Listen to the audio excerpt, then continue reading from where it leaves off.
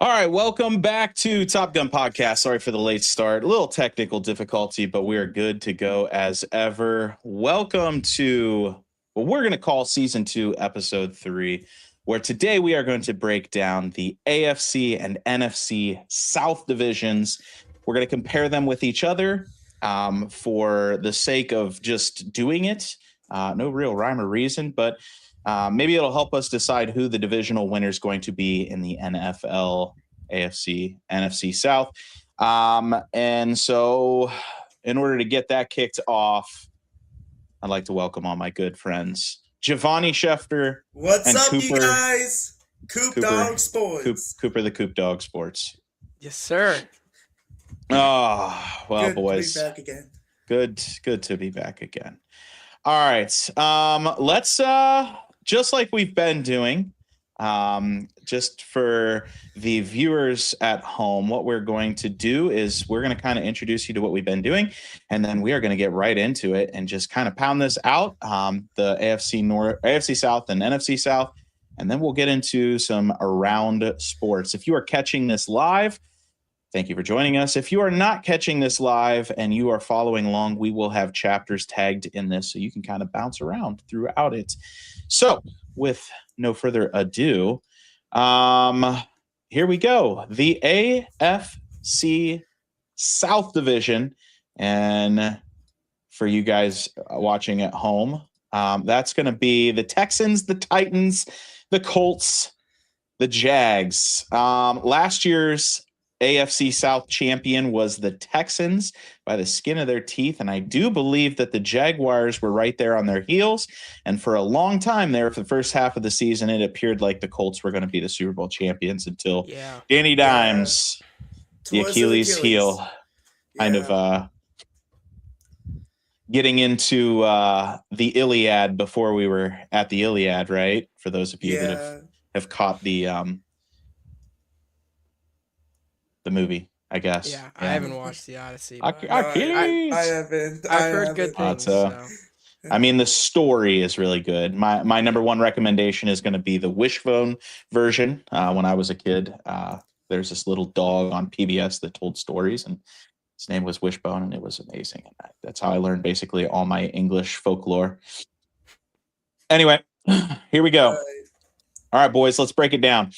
We have the AFC South quarterbacks, the pilot, leading the plane, man on a mission. And so what that's going to look like is that's going to be, just like we said, Danny Dimes is more than likely going to be in charge of that offense to start. It's not looking like Anthony Richardson. Actually, he's searching around for trade offers is what I recently got.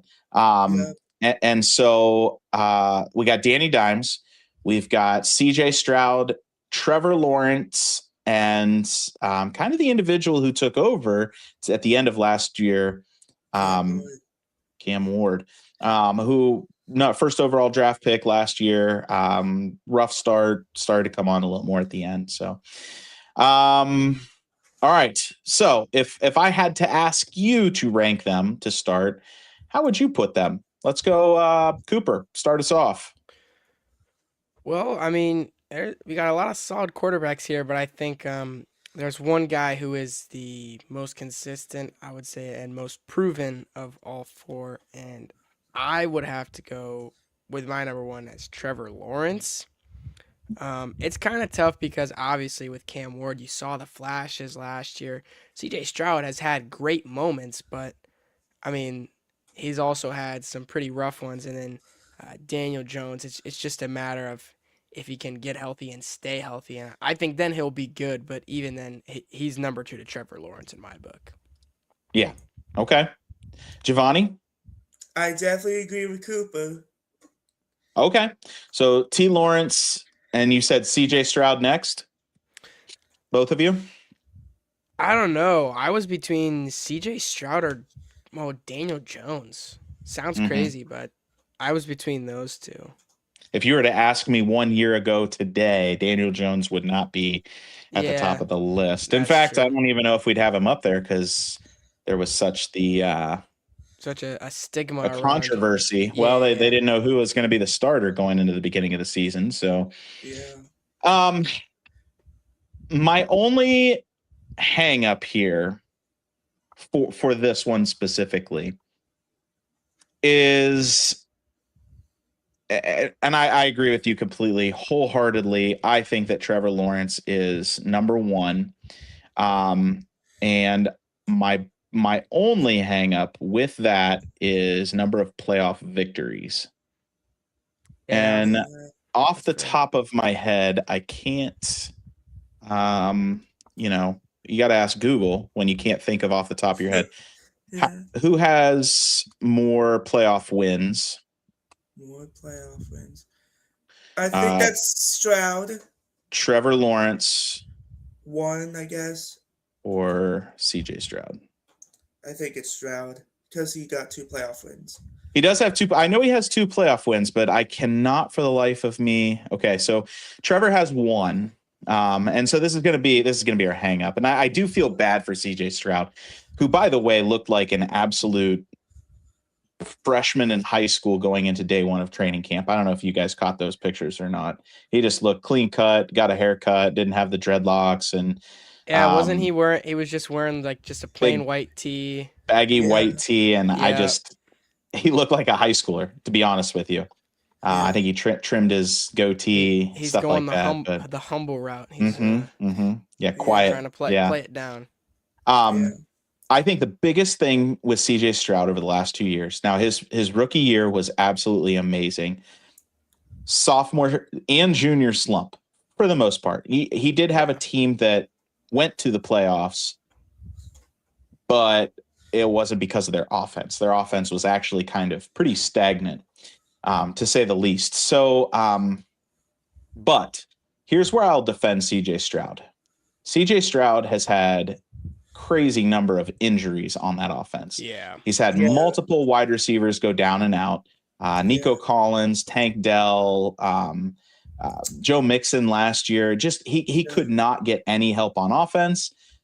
And not only that, but he is behind one of the worst O lines in the league, or at least was. Let's put it that way. And it just hasn't done anything for him. He's had to play outside of his comfort zone and hasn't really done great, but good enough to get them to the playoffs. So I could see, this year being completely different. I could see the Texans being better than the Jaguars.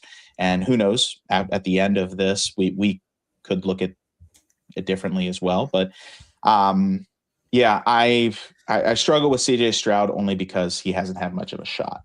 But I will agree. Trevor Lawrence is a more seasoned, in a sense of he brings more to the table.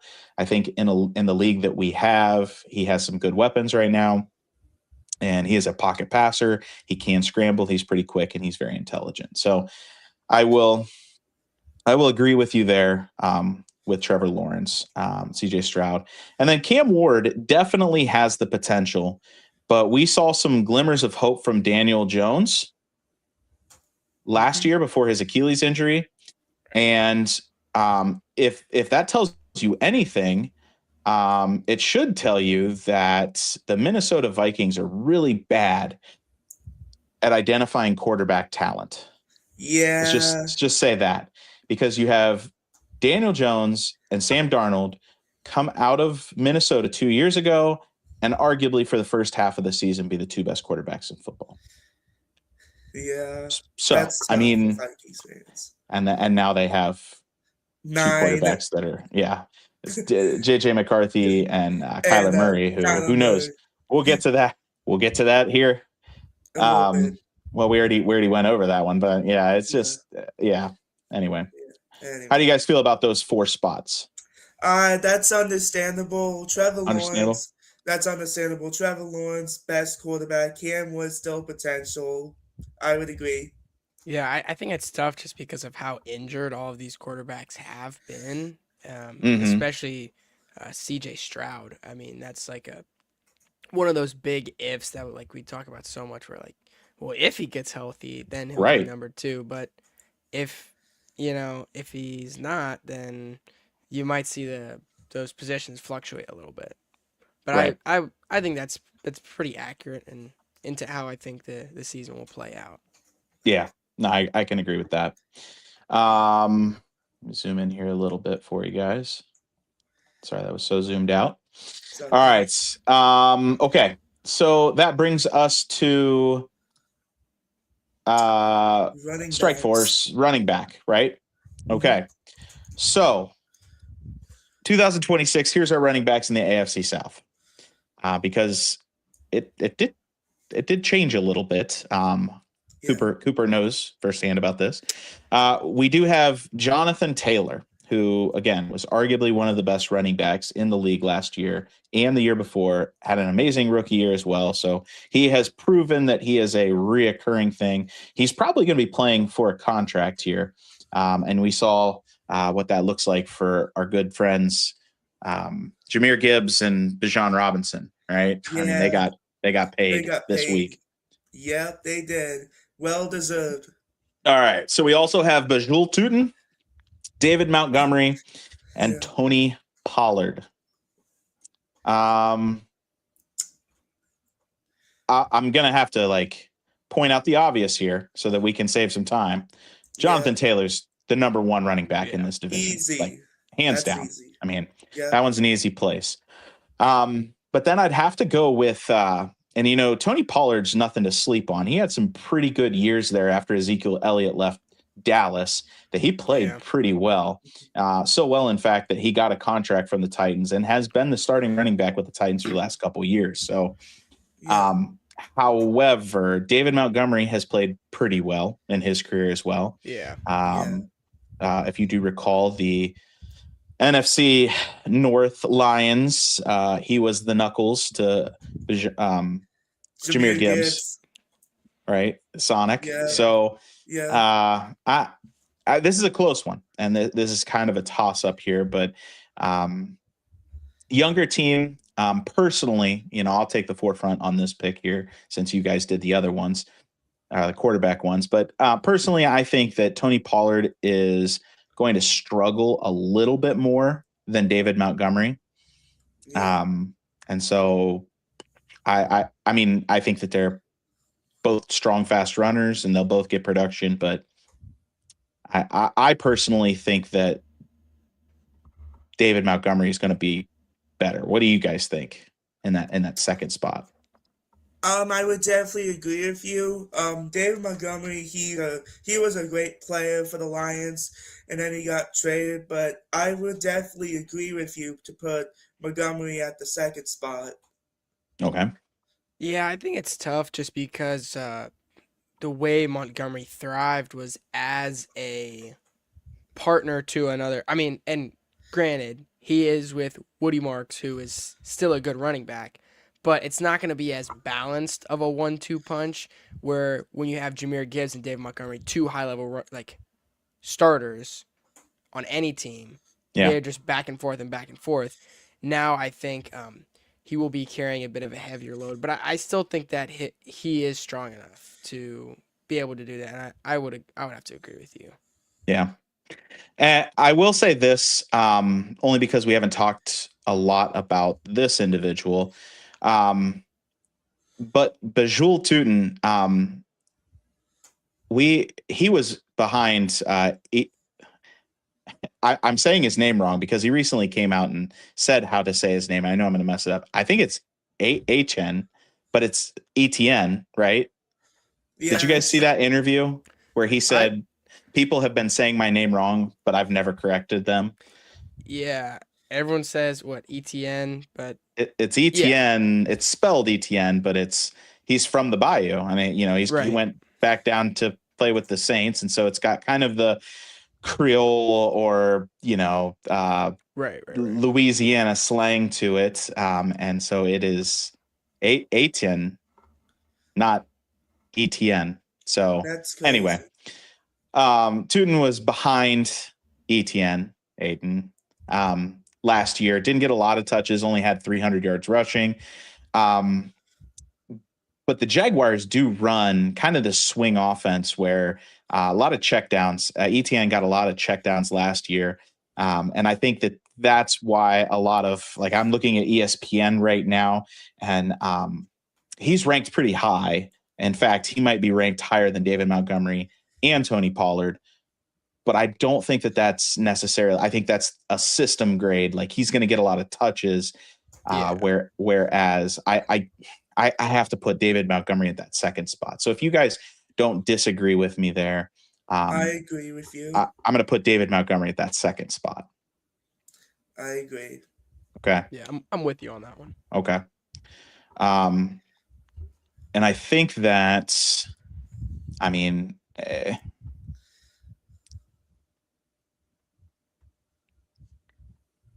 Tony Pollard, he's had good years, but he's getting up there in years as well. So I don't know. Where do you guys feel? How do you feel about Tune? Just hasn't proven anything yet.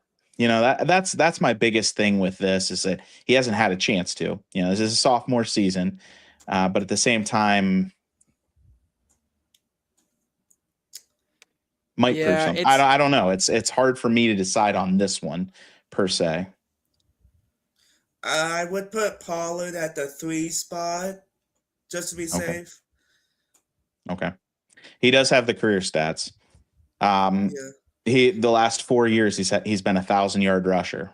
So yeah, I think I would be a safety pick. Yeah, I would be comfortable either. Like I would be okay with this one going either way. But yeah, Tony Pollard, he's got the consistency, but that also means that he's got some years on him.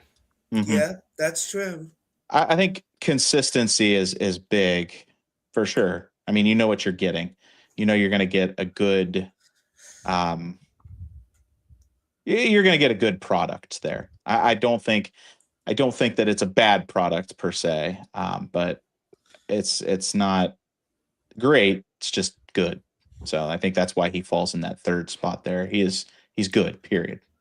Yeah. Okay. Yeah. I think we have some people in the chat saying Tony is good. And I agree with that. So, all right, here we go. Wide receiver 1. I think this is going to be tough. 1. Okay. Let's go through those real quick. We've got Alec Pierce at wide receiver 1. The Jags have Parker Washington. If you want to throw Brian Thomas in there, is probably pretty close. That's the thing with the Jags is they have 4 wide receivers. Well, they're all good. 3 really. Well, they're all decent. You know who they remind me of is kind of like the Browns. The Browns aren't. Don't get me wrong. The Browns are not proven, but they have all these good wide receivers. Right. But none of it could go either way. No dominant wide receivers. No, somebody's doubling this guy. That kind of stuff. Mm-hmm. Texans have Nico Collins at their number 1, and the Titans have a new toy in Carnell Tate. Their I believe was it number 2 overall draft pick. No, I think 3? It was 4th, maybe 3. Well, either way, man. That's worth a Google. Titans got some depth at wide receiver as well. Carnell Tate, Wan'Dale Robinson, and Calvin Ridley. I mean, they do. And if you remember, Calvin Ridley was highly touted for years and until got into some trouble and some injuries. And their wide receiver room is good. Yeah. Good. And to be honest with you, Gunnar Helm isn't a bad tight end either. So they have weapons. They now have weapons on offense. If they can keep Cam Ward upright and stop some people on defense, then they might surprise some people. They're not going to be a pushover quite like they were last year. I still don't think that they're playoff material or even top of the division material, but they're not going to be a cakewalk. But anyway, let's get back to wide receiver 1 here. In my opinion, in my humble opinion, Nico Collins is a force. And that's who I would have at that number 1 spot. What do you guys think? I definitely agree with you just because Nico Collins has been an outstanding wide receiver for the Texans for the past 2 years. So I would definitely agree with you at the number 1 spot. Yeah. I mean, barring injury, right? Barring injury, Nico Collins is good. Really, really good. he's a strong weapon, especially with CJ Stroud and his mobility / arm. So I'd be interested to see, what their wide receiver room is pretty good too. Jaden Higgins and Tank Dell are pretty good as well. So we'll see. Okay. Number 2 wide receiver.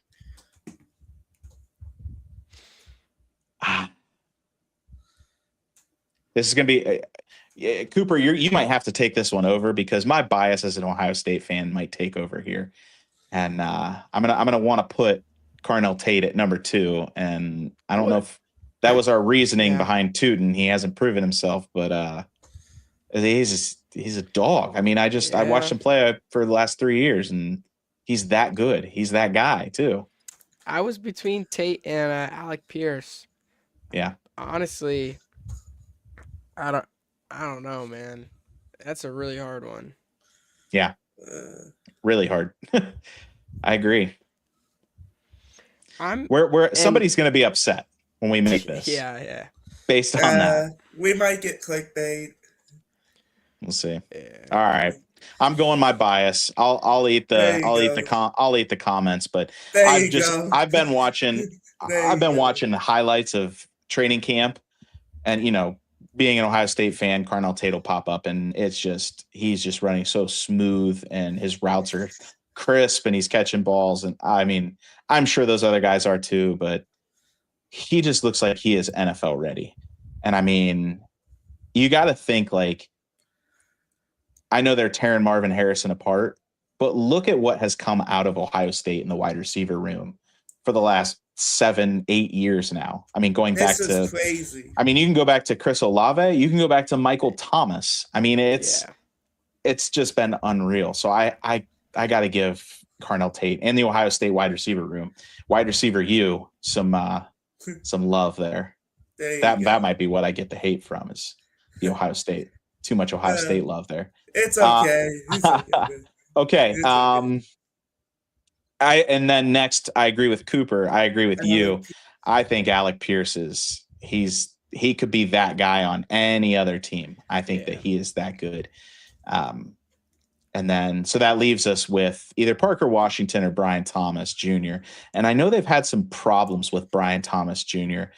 He was a big name in the trade market last year, or this offseason, and they didn't move him. A lot of teams were looking to grab him, and nobody really went after him. So he's a good player. He's a good ball player, but he didn't move. So, and then I know Travis Hunter is out there, but being a two-way player, that's taxing on the body. It'd be interesting to see how much he actually plays, or what level he's actually able to play. He put on some weight. Did you guys see that? He's got a little muscle. Yeah, he was looking beefy. Got a little muscle mass on him, so that'll be good. That's what you need, man. Yeah. He was a little skinny little twig before. But, gotta get at the Bo Jackson level. The two-way player. Yeah, a little Deion Sanders. Yeah. All right, wingman number 2. Anyway, all right. So Texans, you got Jaden Higgins, who had a great year last year with both those guys down. You got, with the Titans, you got Wan'Dale Robinson, who, again, stud. Okay. He was their stud last year, so he knows what wide receiver 1 duties are and can go do them. And now he has some help. With the Colts, you got Josh Downs. Alec Pierce. Oh, Josh Downs. And then what we've been talking about with the Jags with Brian Thomas. Okay. So I think this is where it comes in, like our debate from the last one is, Brian Thomas is a good wide receiver. He could be a wide receiver 1 on several teams across this league. I look at teams like, even like San Francisco, who's, Ricky Pearsall's hurt now, and the Browns, he'd probably be a wide receiver 1 there. Dolphins. There's a lot of you could take the starter or the second string of any team, and they would be a starter on the Dolphins. That's true. Obviously not actually. I'm sorry, Devon Achane, for disrespecting you like that, but yeah, maybe Brian Thomas might be a big piece on the Chiefs. Maybe. Yeah. Who else? Raiders. Raiders, Um, yeah. Jets, Better than Garrett Wilson. maybe. I don't think so. I don't know about No, that. I That was a don't. good. I mean, typically, yes, you would say the Jets, but Right. who else? Yeah, Dolphins for sure. Yeah, Maybe the Steelers. Just depending on how Pittman plays and how yeah, Metcalf plays. yeah, Just depends. yeah. Anyway, I would say Brian Thomas is a safe pick there. Or yeah, I would say that's pretty safe. But after that, now comes a tough one between Josh Downs and Wandale Robinson. What are your thoughts on that? If you had to leave it up between those two. Well, it's kind of tough here, just because Wandale Robinson was a beast last year with the Giants, and Josh Downs was a good player for Daniel Jones until Jones got hurt and Downs didn't do anything with either Riley Leonard or Phillip Rivers. So, in my safe side, I would put Wandale Robinson in second. Yeah, it's tough because both of those guys were super key pieces to both of their teams. Like talk about Wandale with the Giants being able to back up Malik Neighbors. I mean, that's just Malik Neighbors is fantastic, but Wandale without Wandale, Malik wouldn't have been able to have as many opportunities. And same with Right. Josh Downs and Alec Pierce. Obviously, the driving force of the offense was Jonathan Taylor, but those two were also like super key to the way that that offense ran. But I would agree. I'd give Wandale the edge there, Okay. and then I can do put that. Josh Downs in the 3. Okay. There you go. There we go. Okay. So that leaves Jaden Jade Higgins Higgins fourth. / Tank Dell, honestly. Maybe. Yeah. Even though And Tank Dell didn't play Tank for 2 Dell, I years. mean, yeah, he hasn't played for a year and a Right. half. And he was that guy. I mean, he was just as good as a lot of True. these number ones, but his knee absolutely got That injury was so bad. it was disgusting. I mean, it was Yeah. I felt so bad. I felt so bad for him. I felt bad for the whole organization because like they were pouring their heart and soul into that season, and then just like tough way to go. Yeah. Hopefully he does play again. Hopefully this year he does come out strong. Recently, he was just cleared for training camp. Good. I mean, I want to see it. I want to see the Texans do good again. Buckeye, CJ Stroud, that kind of stuff. So, all right. The other wingman taking some pressure off that wide receiver one is the tight end room.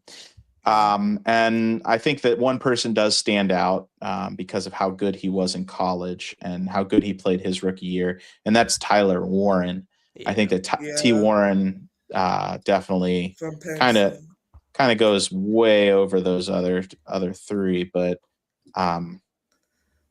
then that leaves us though with Brenton Strange from Jacksonville, Dalton Schultz for the Texans, and Gunnar Helm for the Titans. This is where it gets a little dicey. Yeah. This is, I mean, if you want to just go based off of like, and this is not a fantasy football thing. This is just dudes being dudes. Like, I'm not worried about numbers. I'm worried about who shows up on game day, that kind of stuff. And I know that kind of plays into the fantasy football aspect, but at the same time,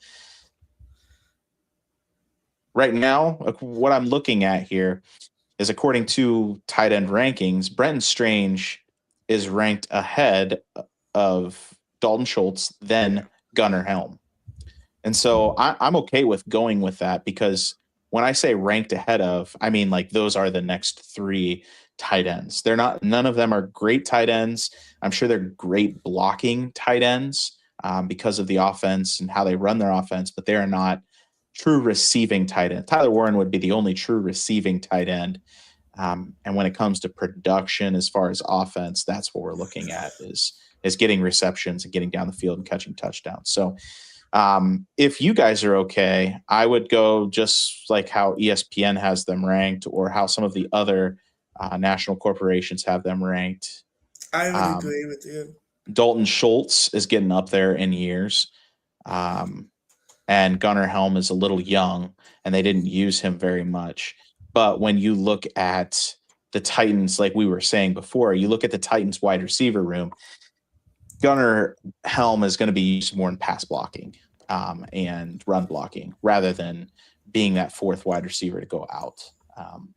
So thoughts? Yeah.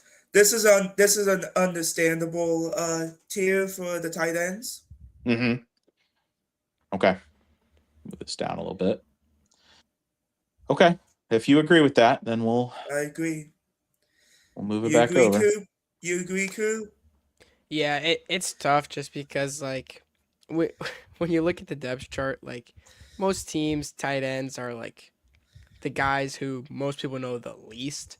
There's, like, 5 tight ends that, like, most NFL fans would know, and then when you get kind of, and no offense over here to the AFC South, but, like, I don't even think the average fan would know most of these guys, and so that's where I think I kind of struggle sometimes. It's just like these aren't guys that are popping into my head when I'm thinking of defense rankings, but right or tight end rankings. I know you're probably Texas watching me mess with them. So good. Yeah. They're really good. I figured this one would be pretty easy as well. Pretty standard. Yeah. The Texans defense is a juggernaut, and I mean took them to the playoffs. Bounced the Steelers from the playoffs and almost got them another win over the Patriots and a Super Bowl competitor Patriots, but couldn't quite finish the job. CJ Stroud not having his weapons around him, not having the O-line, and so I think that this one's pretty easy to place. The Titans, what they're lacking the most is a defense. You saw that their offense is average. Good enough to win games as long as they're on the field. But when the defense can't slow anybody down, it's tough to score points. So, yeah, and I would agree. I mean, obviously, Texas defense, like, elite. No other words to describe them, just elite. But then, I mean, Jags and Colts, those are some pretty solid groups. Like, their Jags got Josh Allen, or not Josh Allen, but Josh Hines Allen. There you go. And then the Colts have like DeForest Buckner and some other good guys, and I know that the Titans, like you said, kind of been struggling as of recently, but I think it's pretty straightforward the rankings here, defense wise. I definitely agree with that. Good. Okay. Well, that brings us to coaching. And so here's who we got. We got D'Amico Ryans with the Texans. We have a new coach to the AFC South, and that's Robert Saleh. Not a new coach to NFL, Titans, but a new coach to the Titans. We got the Colts is Shane Steichen, and Liam Cohen with Jacksonville Jaguars, Liam Cohen. Duval.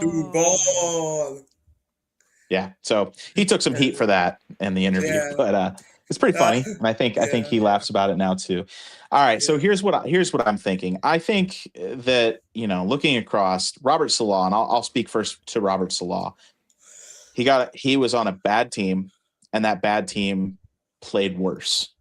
Yeah, I'm not going to 100% blame him for what happened with the Jets, because he went to San Francisco last year and did a really good job with that defense, and then turned around and got a head coaching job. So they must see something in him that makes him capable. But with that being said, he's the losingest coach on this list.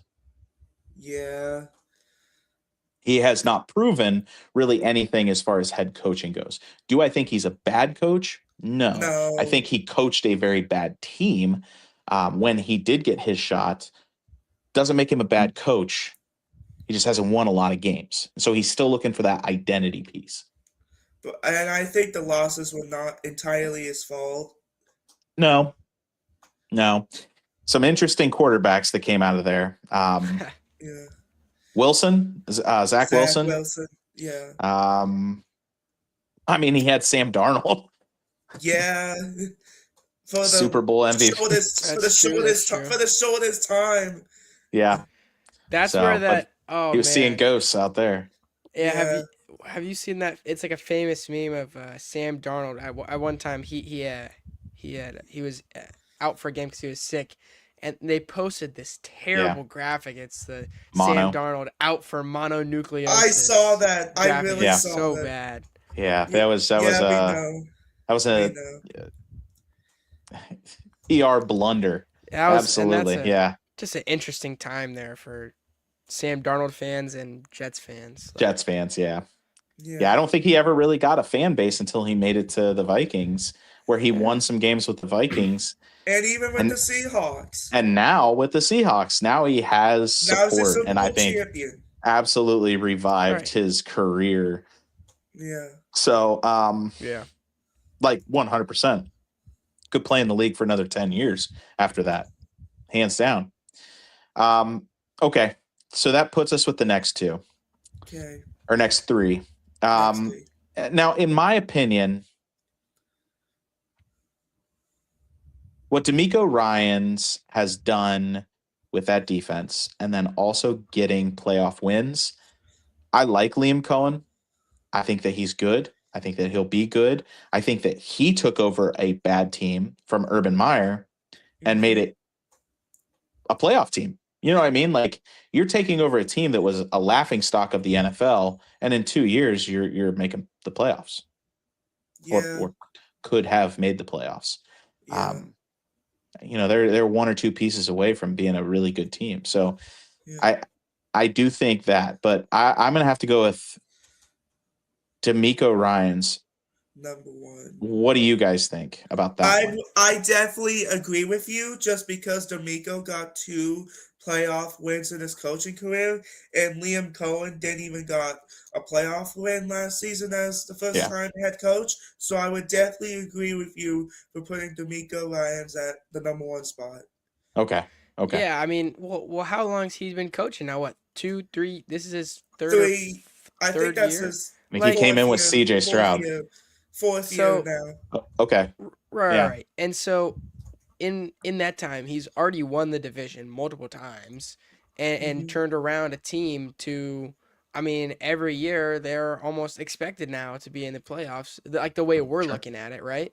Sure, yeah. I 100% agree with you. Like, what he has done, as well as CJ Stroud, just those two coming in at the same time have seriously turned this team around. Yeah. And so for that, I give him that number 1 nod. There you go. Well, and that's where I'm going with next. Liam Cohen, kind of same thing. Yeah. I think that he's next. And no knock on Shane Steichen. I think that Shane Steichen has done some good things. I mean, the expectation to win those games that he won last year, it wasn't there. I mean, he won games he shouldn't have won last year. But I think that there's still some things that they have to figure out on that team. I think that there's a lot of unclarity as far as the offense and defense, and what everybody's roles are and that kind of stuff. So also, people are calling out Steichen for ruining Anthony Richardson's potential. You think that was his fault? I mean, that's what the people are saying. That's what the people are saying. Do you agree with the people? I guess not. No. I don't know. I don't think. I don't know. I didn't see a whole lot of potential in Anthony Richardson to begin with. Yeah, I thought that was a silly pick, in my opinion. I didn't think that was a good pick by them. Yeah. So. Yeah. All right. Tally time. Let's add them up. Okay. I'm going to start with the Texans here. Double check my math, please. Somebody said my math was bad, and that was not true. I did it like 500 times, but so I need you guys. Okay. Anyway, it wasn't my fault. I didn't do anything wrong. Anyway, here we go. Okay. We got the Texans. Let me zoom out for you guys a little bit. Yeah. So that you can see. There we go. Okay. All right. So the Texans, we've got 3, 6, with 4 is 10, with 1 is 11, with 2 is 13, with 8 is 21.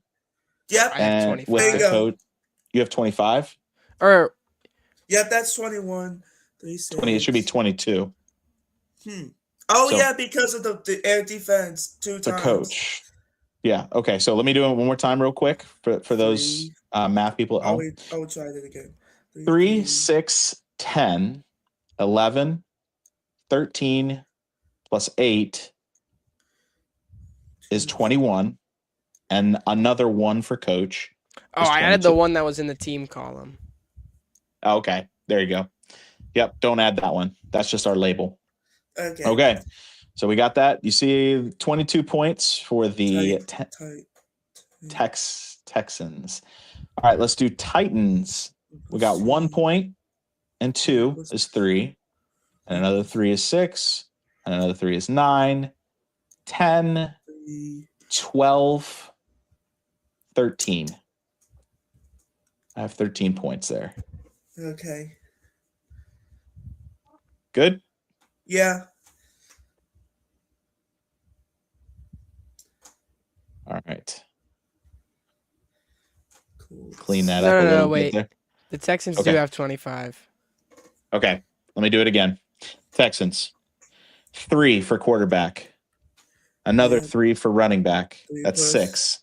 Yep, 3 plus 4 for strike force. So that's 10. Okay. 1 more for wingman 2 is 11. Yeah, that's 11. 2 more is 13. That's 13. Yeah. 8 for air defense Okay. is 21. That's plus 4. 21. Plus That's 4. 25. You're right. You were adding 1. I was only adding 1. You are correct. Yeah. C. Cooper. Yes. C. Cooper. There you go. Yeah. Uh-huh. I was getting ahead of myself and just counting the 1. Yeah. Okay, here we go. 2 plus Colts. 2, plus 6, 8, 10, 2, 14, 4. 18, Yep, 18. 20. Colts. Yeah, 20. that's right. Does that compute? Yeah. Dost thou compute? Mm-hmm. Okay. 4. Boom. All right. And finally the Jags. 6. Boom. 4, 5, 6. 22. Okay. 4, 5, 6, 10, 13, and 6, 19, 22. Got it. 22. There we go. Got We go. That concludes that. Okay, this is a tight one, and I think Yeah, it went exactly how we thought it was going to go. I think this is our closest one yet, for sure. I would agree with you there. I think that, when you look at this, total score in there too. When you look at this is exactly what we thought. We thought it was going to be a close race between the Jaguars and the Texans, and I think that it was exactly that. I think it's going to end up being very close. And I think that the Colts will make it frisky. They might be that frisky team that you don't want to play, but at the same time, yeah. And then the Titans are just going to be clawing. Now, remember, for those that are watching here, this isn't saying that any of these teams are bad. It's just we're trying to determine the best at each position per that division.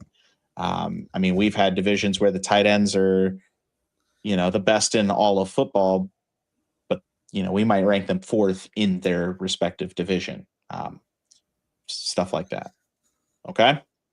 Okay. All right. That concludes our AFC South, where we, the Top Gun Podcast, have graded wise that the Houston Texans should, on paper, win the AFC South.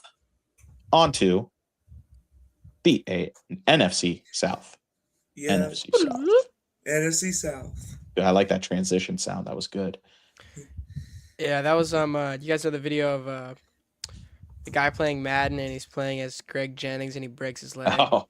And he goes, Put the team on his back. Let's go into the mind of Greg Jennings. Nice. I put the team on my back though. That's oh man. You're Yeah, recalling something from like 2007, Cooper. yeah. Yeah, That's when I was negative 2 years old. Yeah, But that's right. that's an it's antique now. it's such an iconic video. Such an I iconic don't know. video. Yep, absolutely. That Okay. little transition noise just popped into my brain. Yeah. Speaking of, I think they were playing the Saints in that game. Yeah, But I anyway, think, so Here we got comes the NFC Darren South. Sharper, the hardest hitting, Darren Sharper. Yeah. hardest hitting safety in the league. anyways, All right.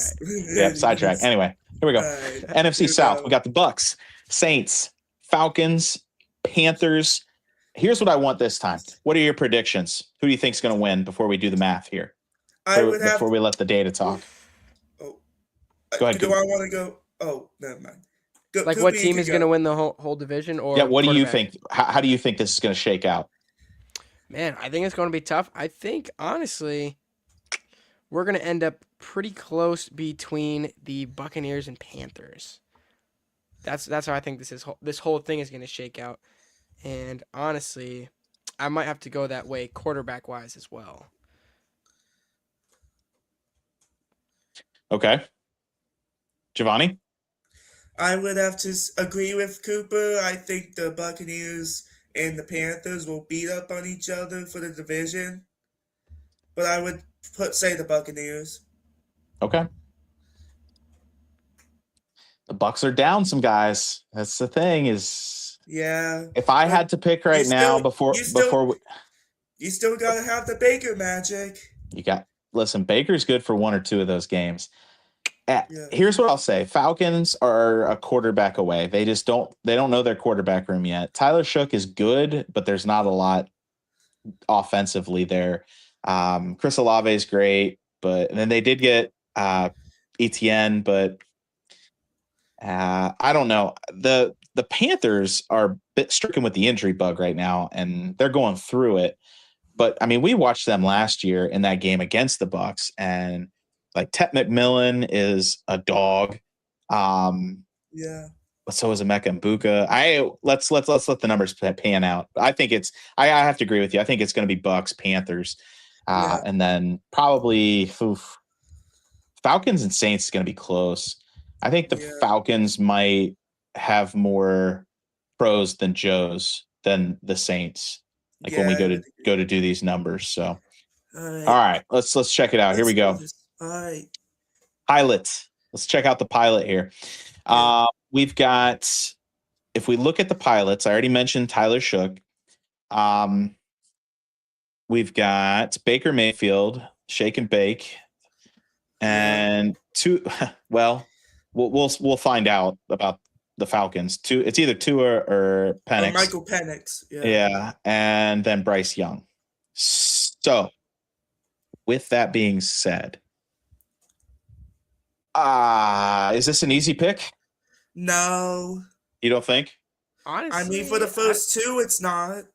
Okay. So what's your debate here, Giovanni?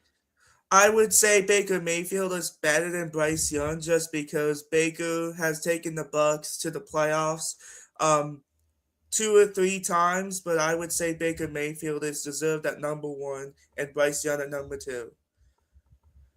Okay. Yeah. Cooper?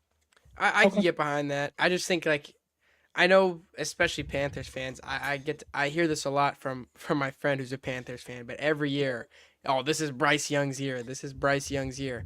But I mean, we really did see him start to show it last year. He was definitely showing the improvement, and it's tough for me because in the preseason we just saw the Hall of Fame game, guys. That was a thriller. Haynes King, I remember. I don't remember if I ever really brought him up, but he was a player that I had seen play when he played at Georgia Tech. And with him on the roster with Bryce Young, could be pretty electric. And so with that QB position, I'll give the edge to Baker Mayfield. Mm-hmm. But the Panthers, I think, are going to be a sneaky, sneaky team this year. But I heard Cooper. I think Haynes King is injured. Probably got injured on that last play, diving in. Probably. That's why he's putting his life on the line. That's what I. It sucks about preseason. Like, you don't want to cancel it. because you have guys competing for a contract. Yeah. And the roster like, spots, obviously. And roster spots. And, like that's a big deal because injuries are insane. I mean, they lengthen it to 17 games. Injuries happen. You've got to have guys that are willing and able to step up. But like at the same time, like guys get beat up because they're going 100. You got this guy who's going 50% because he's just trying to get back in the rhythm or save his body, that kind of stuff. But then this guy's competing for a roster spot going 110% with his hair on fire. And somebody's gonna get hurt. So anyway, okay. So I was gonna say this: Tyler Shook is ranked pretty high in quarterbacks. Yeah. For some reason, disrespect him, but he had a good year. He did. They just added a crazy locker room, wide receiver room. Did you Jordan Tyson and Chris Olave? That would be a sick duo. It's gonna be a tough one. That's pretty. And Juwan Johnson at tight end, Noah Fant at tight end. That's crazy. Who that? Travis Etienne. Don't be surprised, people. Yeah, don't be surprised. If the Saints come knocking, don't be surprised. Now, who that? Here's the thing: is the NFC South is one of the weaker divisions. So that's why you could see a shakeup. You could see a little shakeup here. Yeah. Okay. Now that leaves us with, whichever Falcon decides that he's going to be the most capable in preseason here.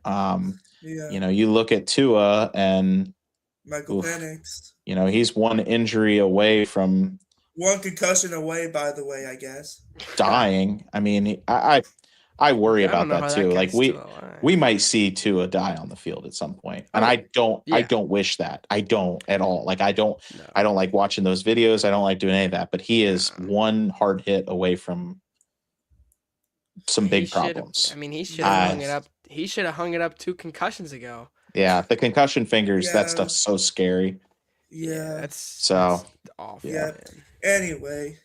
Yeah. So we do have somebody in chat saying Browns and NY1DV is saying that he likes the Saints at number 2. He likes Tyler Shook at number 2, which, I mean, if you go based off of like production numbers, Tyler Shook is projected to have he has a better offense. I'll admit that. Like I'm looking at their depth chart on offense and I'm looking at Travis Etienne, Alvin Kamara, Kendra Miller, Chris Olave, Jordan Tyson, Juwan Johnson. And I'm thinking that offense can do stuff.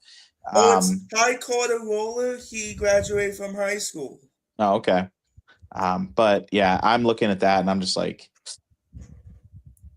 that's a tough offense. It's just, can Tyler Shook in his sophomore season have a show out year? So, but I think I liked where we have them. I think that Bryce Young has saved his career. I mean, after his rookie year, we probably would have shut him down.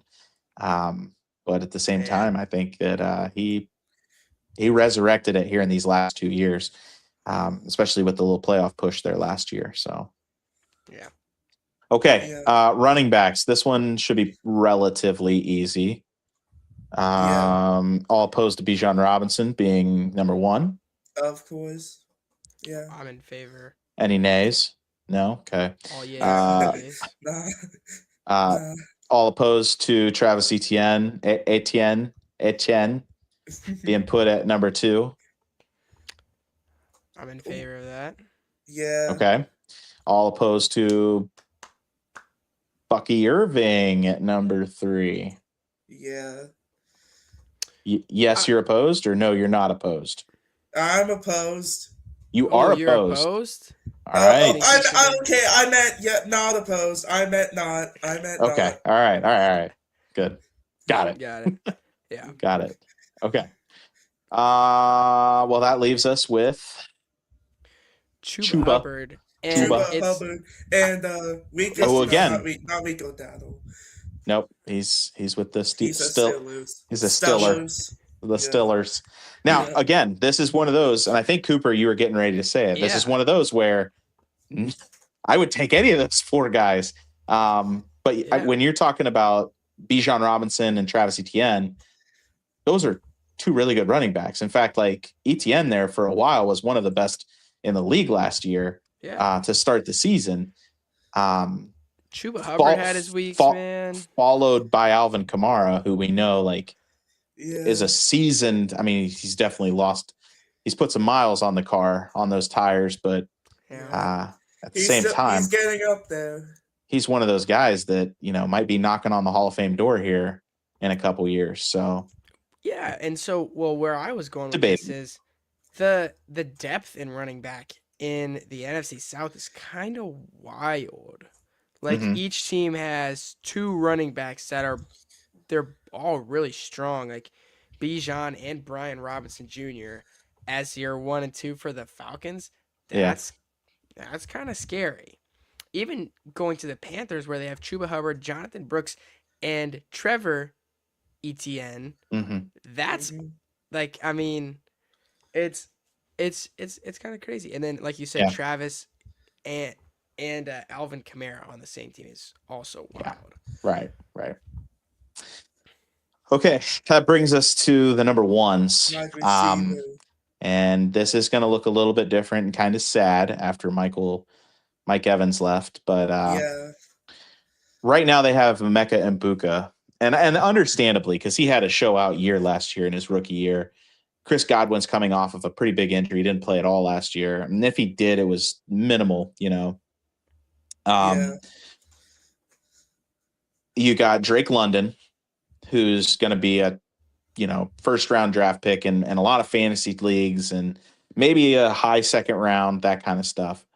You got Tet McMillan, who showed us that he can be really, really good. And you got Chris Olave, who again might be a second or third round draft pick in a lot of fantasy football leagues, but which is just saying where he falls amongst production players. This one might be a little bit more difficult for us to pick. I'm going to throw Drake London out there because of his size, his speed, and the fact that he is going to demand a double team every time he goes out there. The problem is we don't know who's throwing him the ball. We don't know who. The number 2 wide receiver with the Falcons is Zachariah Branch. Yeah. And so, again, that's one where it's like, okay, so they're going to box him in with a safety over top, and he's not going to get a chance at a lot of plays where he's able to go make athletic plays. He's going to have to really hope that there's a shutdown on defense or, they're in the wrong coverage, stuff like that. So, but I will say as far as best wide receiver, I got to go with Drake London. That's a safe pick in my opinion. What do you think, Cooper? You're quiet. Yeah, it's tough, but I'd have to agree with you there, even beyond those quarterback uncertainties. I think he's over the past few years he's proved himself to be able to be a good wide receiver in a poor environment. Put up huge numbers. Yeah. Huge numbers. Yeah. Like best in the league kind of numbers when he's healthy. Right. Absolutely. But then when we get to these next few spots is again it's dicey. Tet McMillan, Chris Olave, and Emeka Egbuka. That would be dicey. It's going to be really dicey. I think that all three of them could fit in that third spot. I really do, because there are times where Chris Olave can absolutely take over a game. He kind of falls into another Ohio State. He kind of falls into that Terry McLaurin where he can just dice up a defense when he's healthy. He's had some serious concussion issues himself. But he's so good. Emeka Egbuka, an amazing start to his rookie year. It might be a little different because, you got Mike Evans, who's a possession receiver, where they had Emeka Egbuka kind of running streak routes. So Emeka might have to change a little bit of how he was playing. Then Tet is he's a big dude. So he's going to make some big plays in big situations. And so this is where I'm kind of hung up, Tet being a rookie or a sophomore, and Sophomore. Mecca being a sophomore, and Chris being kind of the seasoned vet here, just got paid Yeah. off that rookie contract. But Mm. Giovanni, what are your thoughts? Well, I would have to say Chris Olave at number 2, and Okay. then maybe Ted McMillan at number 3. And um, no offense to Ibuka, but he would have to put a number 4. Okay. Cooper, opposed? No, I'm not opposed to that. And again, this is this is one of those things where, um, like Emeka Ibuka, one of the best in the league, but Right. all these other wide receivers in the conference are just better, and that's again, Right. it's a conference thing here, guys. We're not saying Emeka Ibuka is the worst receiver in the league. We're saying out of all the wide receiver ones that are so strong in the NFC South, he is the they're all like we would go 10.5 out of 10, 10 out of 10, 9.5. He's still a 9 out of 10. And I Yeah. think that's an important factor to Yeah, that's throw out hard for there. me. And I mean, if we sat down and we said, okay, all 32 wide receivers, Emeka Mbuka probably falls around, 15 to 16, somewhere in there. So like he's Yeah. still top half of the league. And that's the thing is like it's just their wide receiver one. They might not be the best, but they're all 4 of them are really good wide receiver ones. So I'm okay with this list right here. I think that give me the Saints with their veteran leadership there with Olave. I think that they'll do something. And Jordan Tyson's going to take some of the pressure off when we get to number 2 here. I like that, but yeah, I'm okay with that. I'm okay with that list if you guys are. I'm good with that. Okay. All right, let's go to wide receiver 2, and so that's going to give us Chris Godwin, who's coming off of, a knee injury where he had to take an entire year off, and that was one of his things. Was he was one of the best route runners in the game 2 years ago, and I really think that how severe his knee got blown up that might be affected. Yeah. Former Penn State grad, but Yeah. yeah. Falcons, we have Zachariah Branch. Panthers, we have Jalen Coker. And then Saints, we have Jordan Tyson. Okay.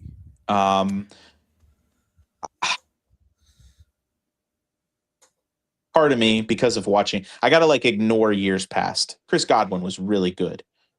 Like the first 3 or 4 years that he was in the league. Yeah. I can't look at it that way though.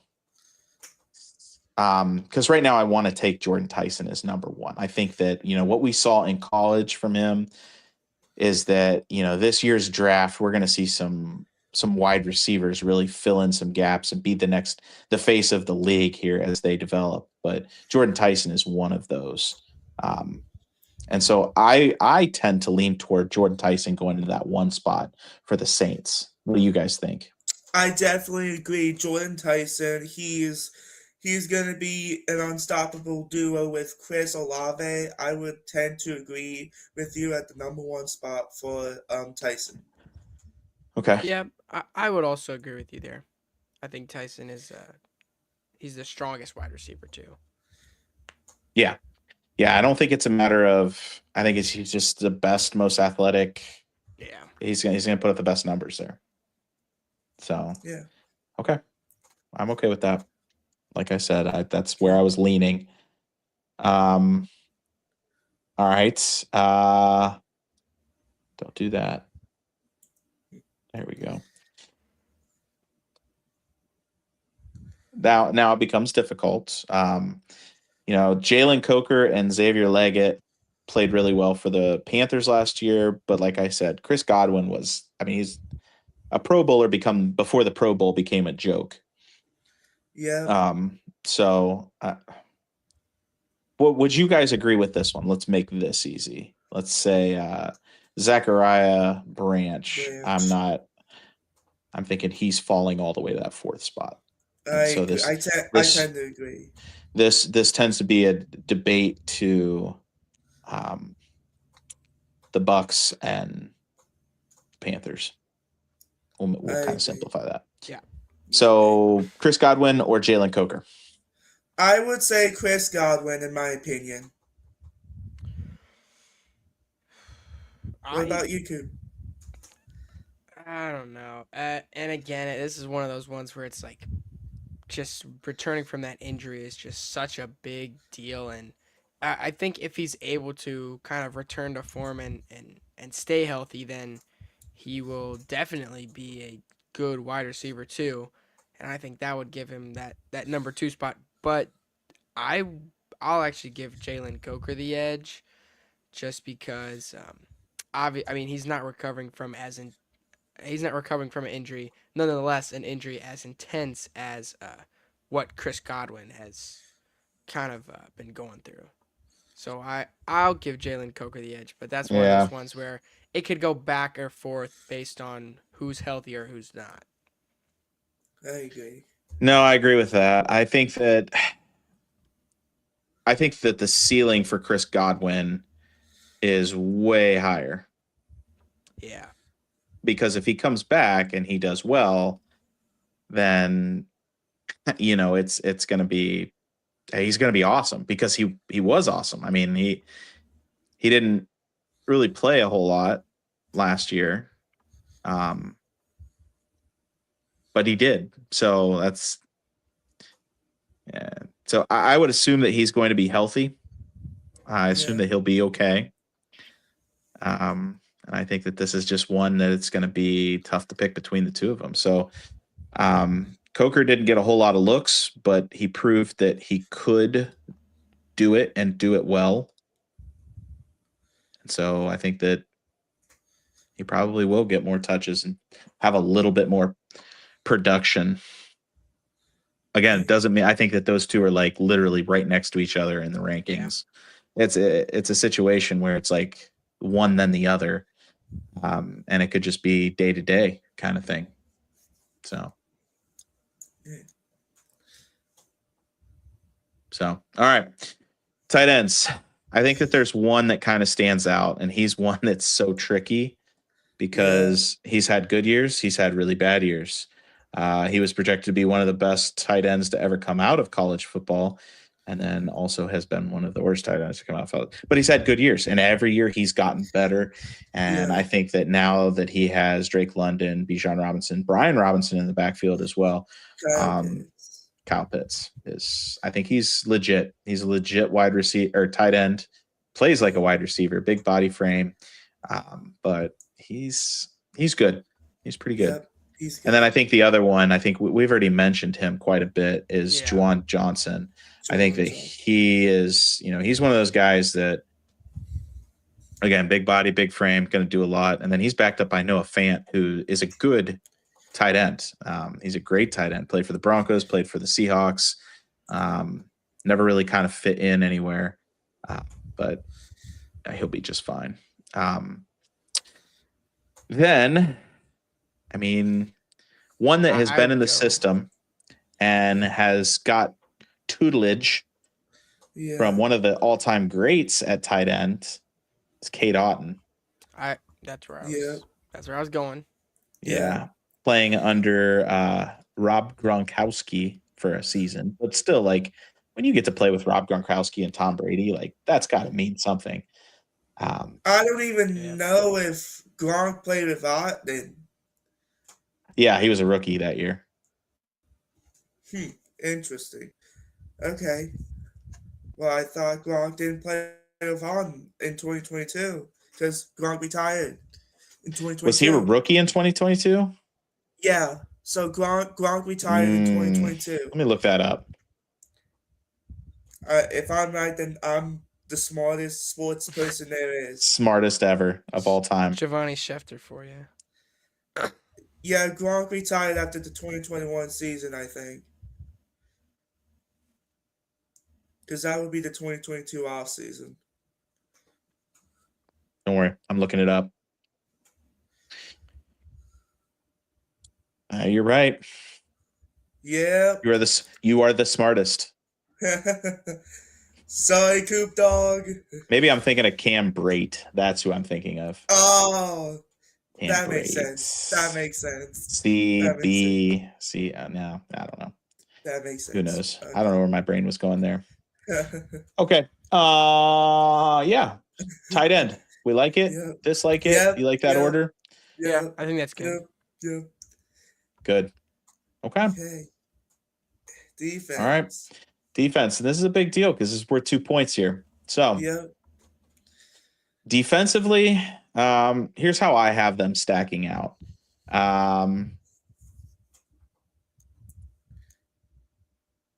Let's see. Hold on one second here.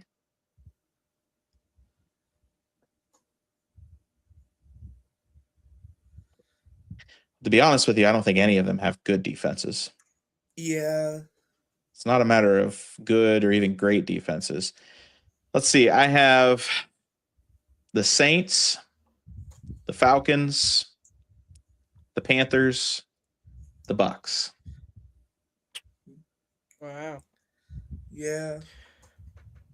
I don't know. And to be honest with you, they're not far off from each other. Yeah, that was my struggle. Is like I could see the Bucks even being as high as number 2, just because they still have, like, I mean, I know they were the conversations, but Vita Vea and Todd Bowles is just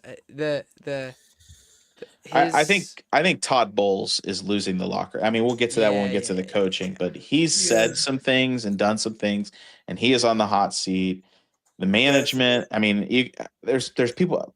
When Mike Evans wants out of an organization, something's not going right. You got problems. Because Mike Evans would never leave the Bucks like that. He was a career one jersey guy. He was one of those guys. He was going to be, still could be a Hall of Famer, and could have went out with one team.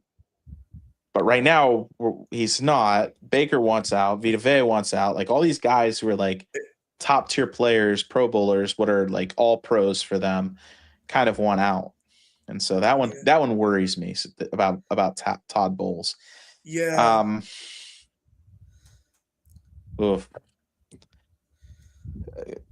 Cooper, who did you say? Who are you kind of kicking around?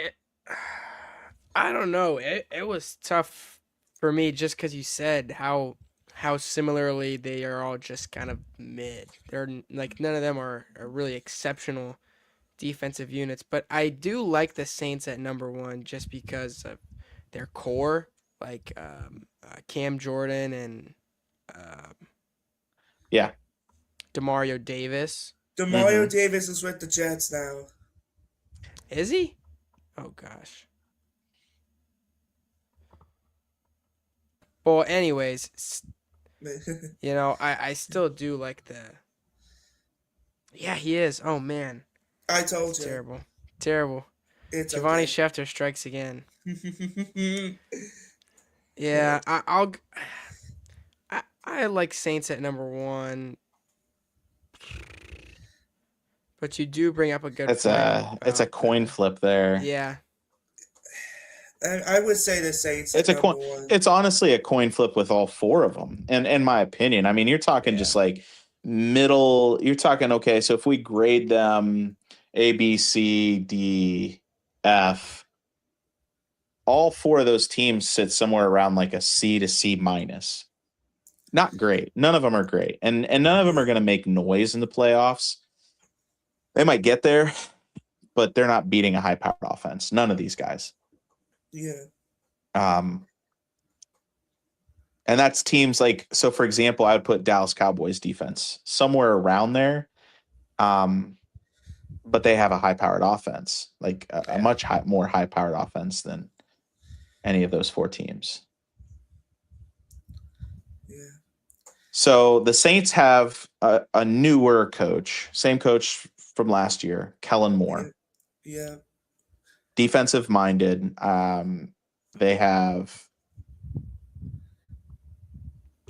Let's see. I know they have Cam Jordan. Yeah, Cam Jordan. I mean, there's a couple other guys. Man, this is a tough one. The Falcons have a new coach. Giovanni, who is it? Kevin Stefanski. Kevin Stefanski. So that one could be interesting. He's an Yeah. offensive-minded coach, so Yeah. that's it's kind of a toss-up there. Mm-hmm. Todd Bowles with the I Buccaneers think they're very, yeah. and Dan Canales, who has done an amazing job with the Panthers. Yeah. But that doesn't help us at all. Dang. This is such a heavy weighted one.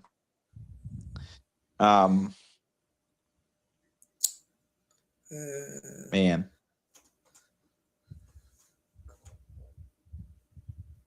Yeah, I'm okay if we go with the Saints. I think agree. They've had a good defense. I think Kellen Moore is a hard-nosed coach that he can get the most out of his guys. I'm okay with that. I agree. Next, I actually like Dan Canales in this spot, and his defense. I don't know.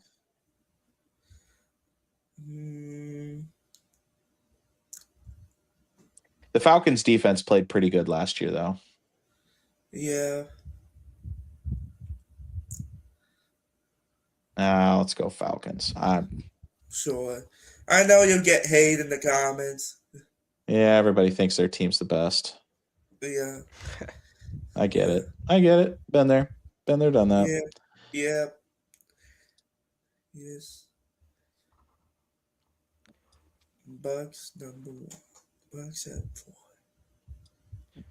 Bucks at 4. Man, it's a tough one. That's a tough one. I know we said it was going to be close between the Buccaneers and the Panthers, but it might end up going the opposite the way Saints. of that. Saints and Falcons. Yeah, they've been racking up some points. Although we'll count it up, but yeah, after we get done with the coaching. Yeah, coaching wise, Topples number 4 easily. He's definitely on the hot seat. Yeah. He's definitely on the hot seat for sure. Yeah. A lot of questionable stuff going on. Dan Canales, right now it's between Dan Canales for me and Kellen Moore. Yeah, I would agree with those you. two are the ones that I like. I like the most.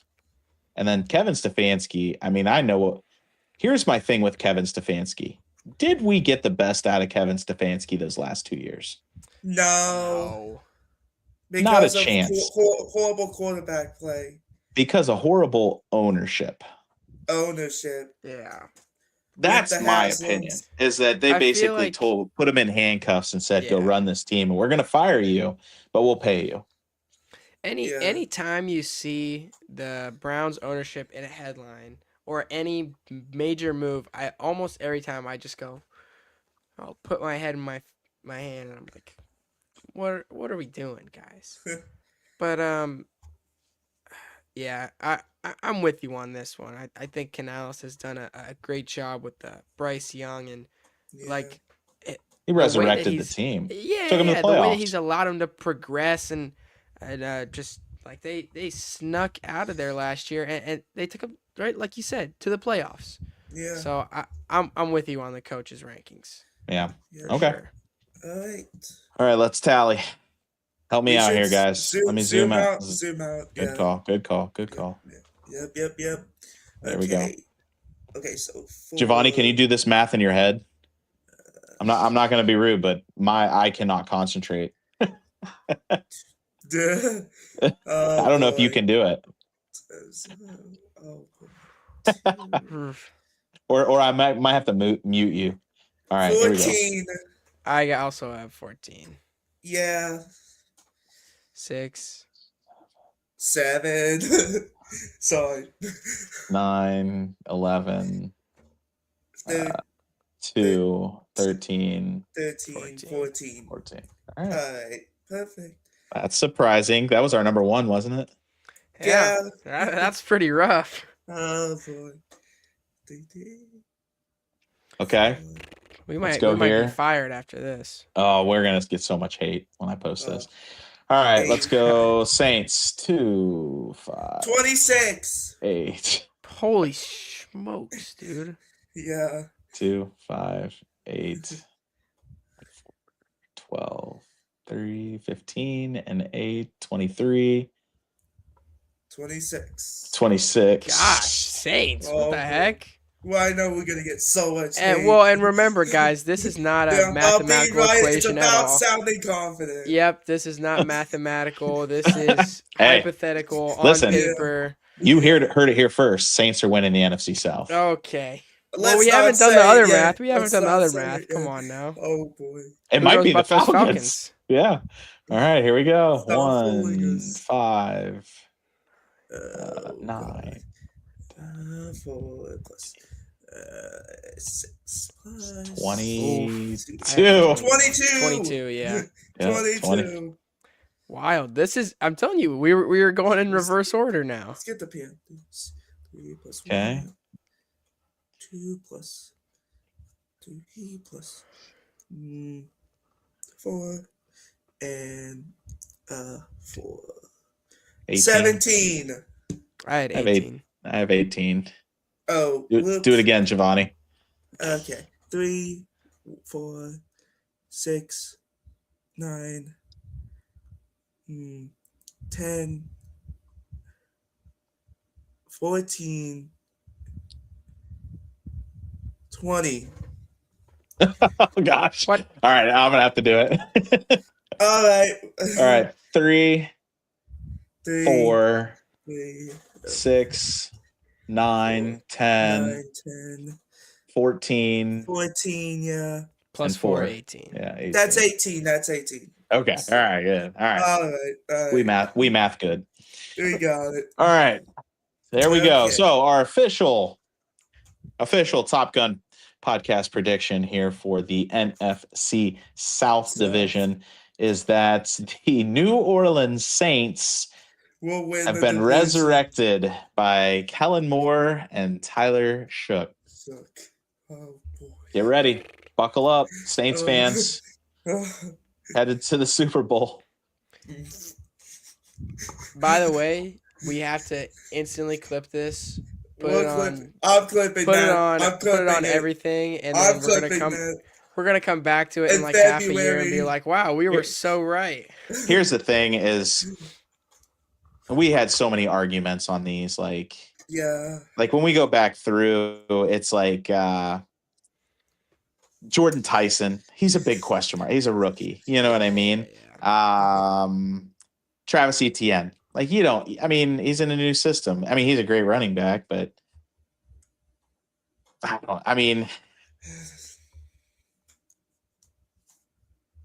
I don't know. One of the teams has to win the division, don't they? Yeah. Yeah. Yeah, Who says true. it can't be the Saints? Right. Yeah. Saints are winning. Falcons are the second place, and the Buccaneers are going to finish in last. Crazy. And this is all 100% happening, confirmed by the NFL, because they saw our mathematic formula and were like, "Yo, these guys are smarter than I take it straight to all Vegas. of our analysts." Oh yeah. Definitely Straight to not. Vegas. Definitely Cash not that for check. that. Cash that check. Anyway. Yeah. So speak now, forever hold your peace. Anything else? I mean, in terms of our rankings, that's it. I got nothing else Nothing. for our rankings, man. No, nothing. I don't even think about it. I'm just finalizing what I said and moving on. Okay. 'Cause it's really not about being right. It's about sounding confident. Not at all. Exactly. Not at all. Okay. Okay. All right. And so that will bring us to this end of the segment and getting into this week in sports and just kind of shooting the breeze and talking. And then, we'll wrap it up and tell you what we got next week here. So Okay. next week, before we get into it, because I know Giovanni's chomping at the bit here. Next week, we'll round this segment of kind of grading each division out with the NFC and AFC West, which might be tough for me. Yeah. So, but these two guys, they did their part, so I have to do mine. They Okay. stuck theirs out. Okay. Okay. All right, Okay. Giovanni. All right. Clear for takeoff. Bijan Robinson and Jahmyr Gibbs contract extensions. Boom. Jahmyr Gibbs gave me a little bit of a birthday present there. Yep. When was that? August 6th? It's got to feel good. It's got to feel Yeah. good to know that he's not going to sit out or shop around, right? Yeah. Locking Being him a down. And Detroit when you're Lions fan. Yeah. Mhm. I mean, I'm glad they locked him down when he's, getting thrown around, number one running back in the league, hypothetically. And, Yeah. I mean, for me, it's him or Bijan. Like, I think that it's what you got to do. Oh my gosh, I'm is the microphone struggling. okay there? It was all catawampus. Yeah. But yeah, I mean, I think you got we to go. throw him a big extension like that, lock him Yeah. down. So I was Yeah, happy sure. to see that for sure. Yeah. I can agree with that. As much as they should. I mean, you're not going to go get a draft pick there. You're not going to go get somebody in free agency unless you want to pay him a ton of money. So pay him the money, let him be a Detroit Lion, and hopefully he stays healthy. Yeah.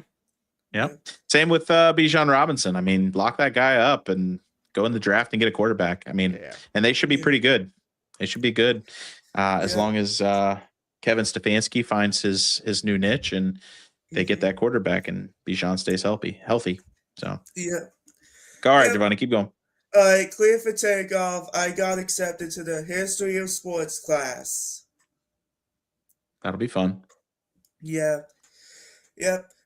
Clear for takeoff. Cooper and Gavin's 17th birthday was 2 days ago, and that was the early birthday present for Jahmyr Gibbs. Feliz cumpleaños. I'm old, man. 17. It's got to be wearing on you. Can't believe So it, dude. weird. Yep. Wow. Yep. Clear for takeoff. Cooper is on multiple social media for sports photography. It's true. I got the green light, and I'm starting to expand now, putting some photography out into the world. So you done some good pictures during that soccer games. Thank you. Yep. Clear for takeoff. Breaking news. I have signed up for SME Sports. You applied? For the internship? Yeah, for the fall season. Ooh. It'll be tough. I know he gets a lot of applications every year, but I think I you only can do the program or the photography or something like that.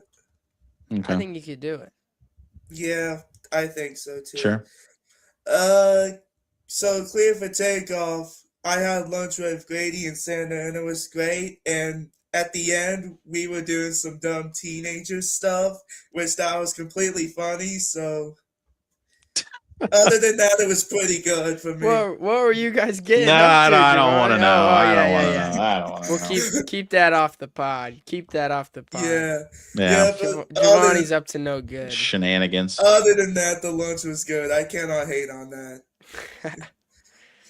Anyways, grounded I got these two players allegedly declared for the 2027 WNBA draft. We gonna get political here? Nah. No, not for me, it's not. I did see that. Listen, I'll tell you what it will do. I'm gonna watch some games if it happens. I won't. It'll definitely spice it up. I'll tell you what I'll be watching though, and I don't care for the whole drama, all this drama stuff. But the Cleveland Sirens. WNBA is coming to Cleveland. Yep. I'm excited for that. 2028, baby. Cleveland Sirens.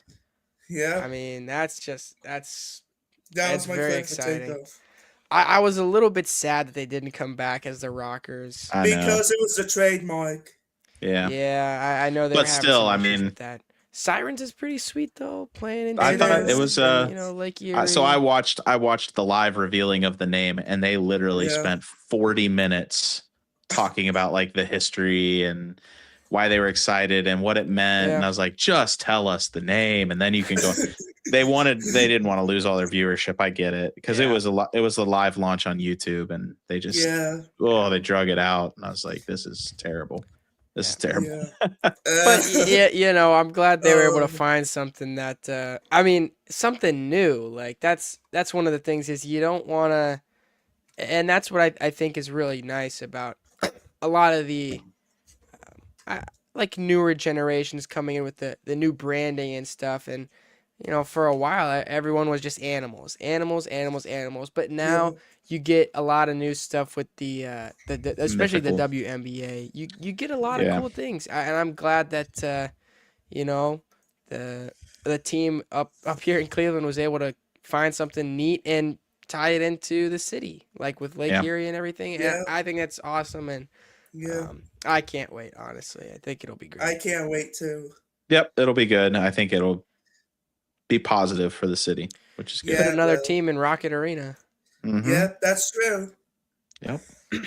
I got a sports a sad moment. Former Titans superstar Chris Johnson, aka CJ2K, announced this summer that he was diagnosed with ALS last year at the age of 39.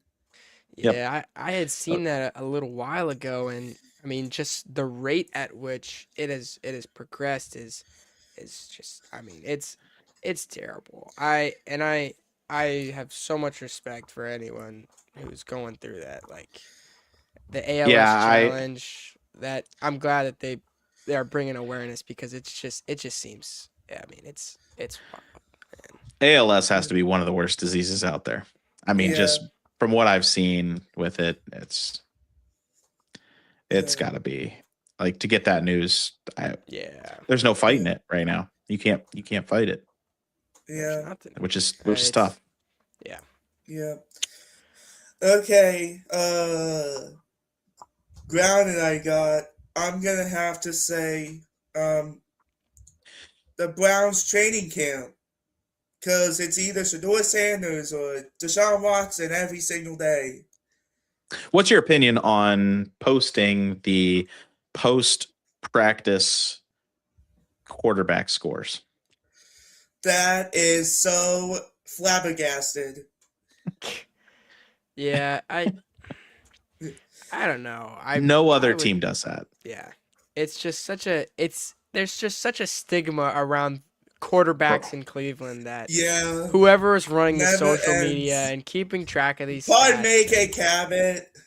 Yeah, they're throwing. Well, I don't think she's posted. It's ESPN Cleveland, but at the same time, it's like, are you trying to divide the fan base?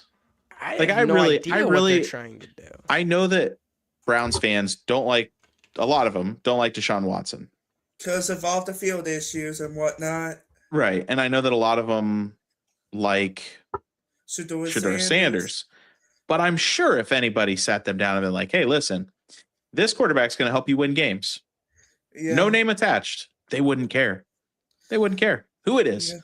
So like, all that is happening right now is you're just getting a fan base that's divided. And that's sad.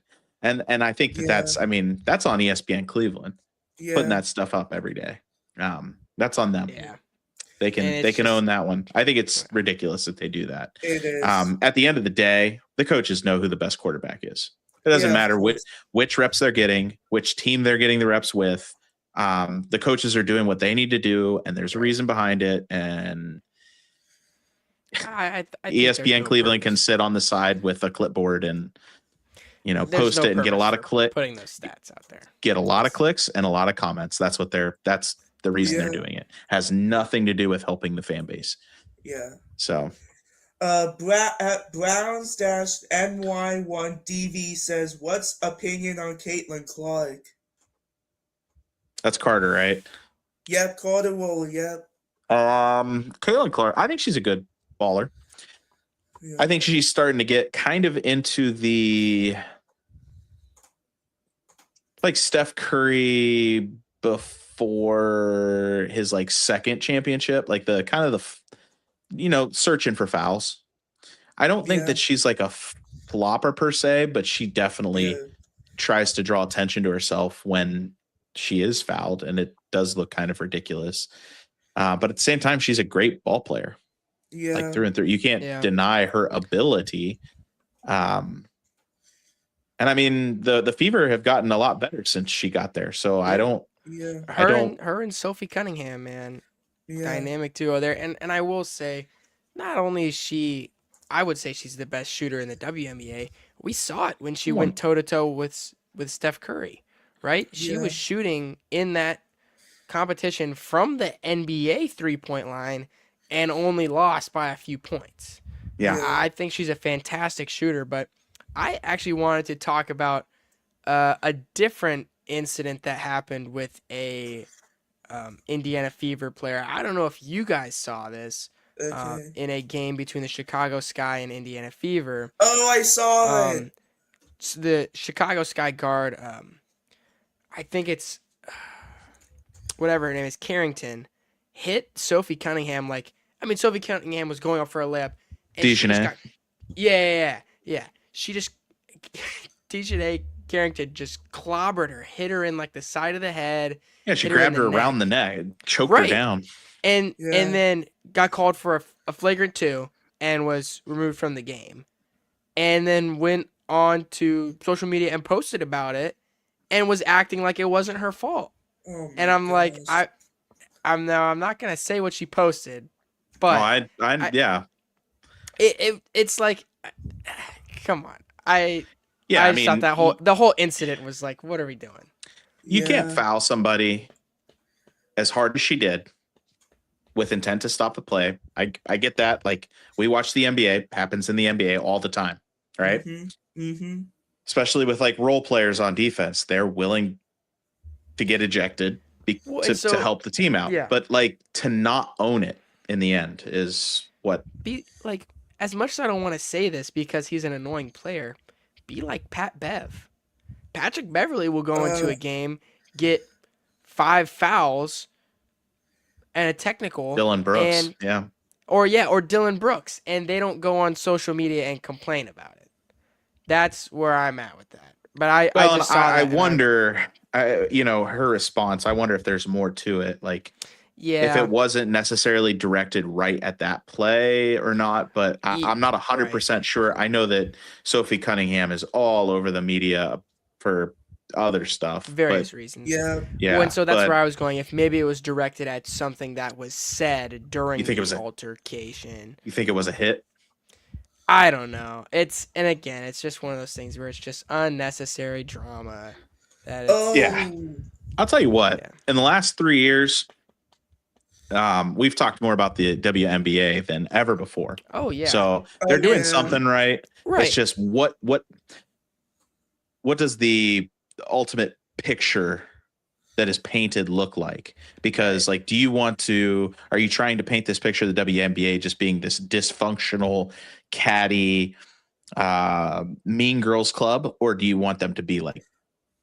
Do you want people to watch these games who aren't WNBA fans, right?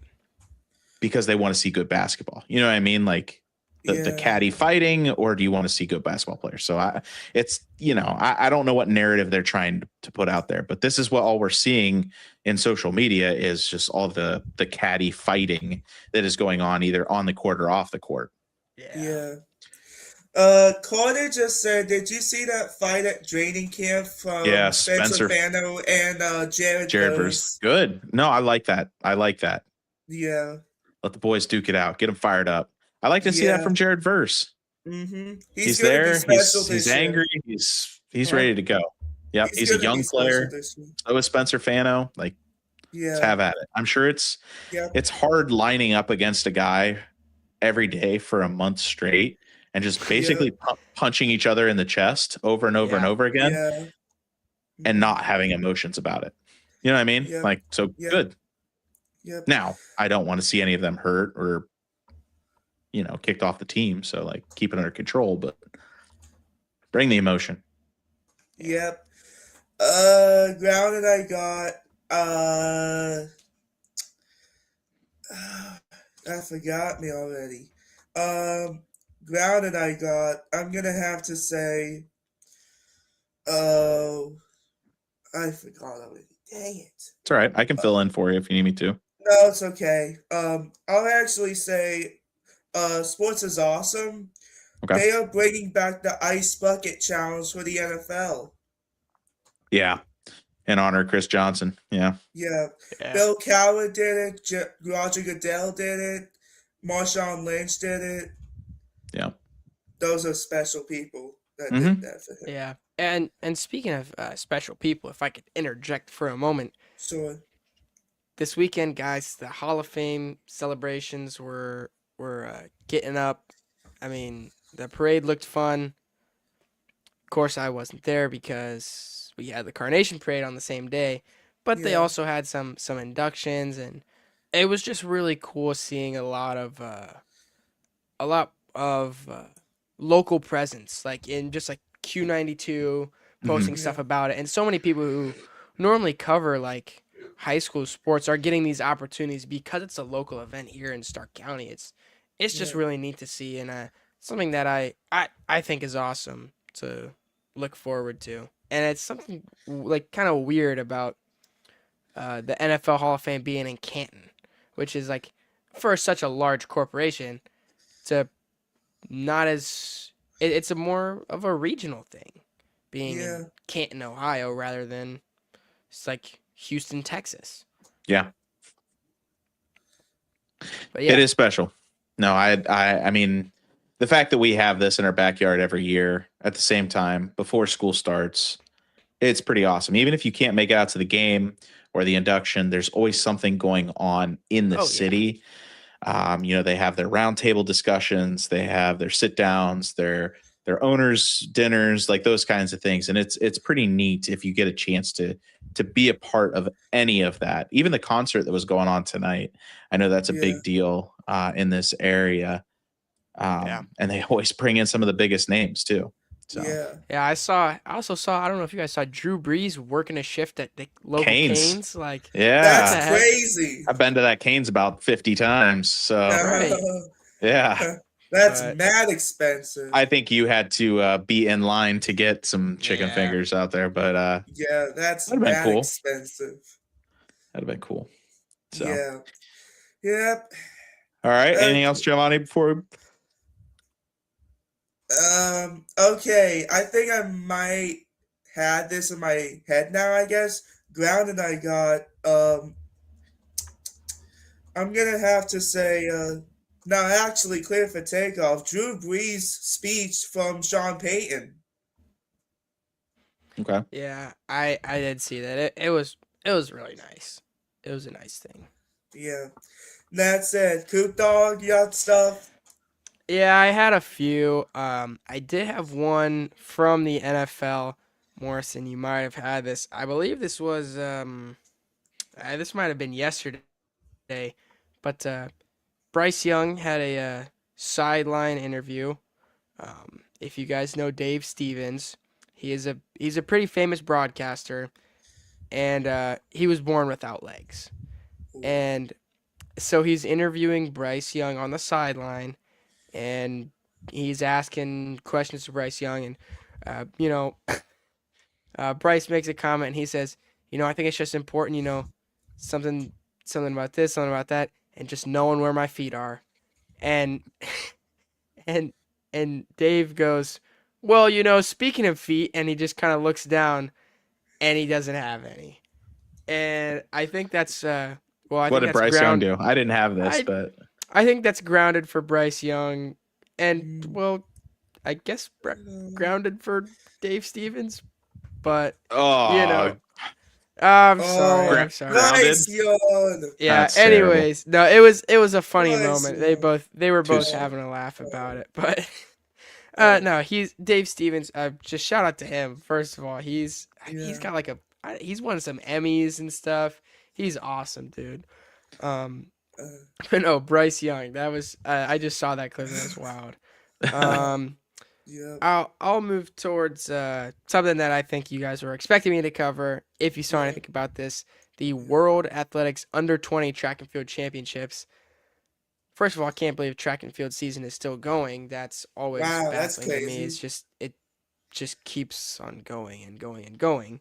But we saw some pretty crazy times in the finals, mostly all headlined by, I think everyone, at least in the track and field world, everyone saw this. But Tate Taylor, the U.S. high school 100-meter record holder, was putting up some crazy numbers. In the 100, he ran a 9.94, and in the 200, a 19.83. He beat the entire field by half a second.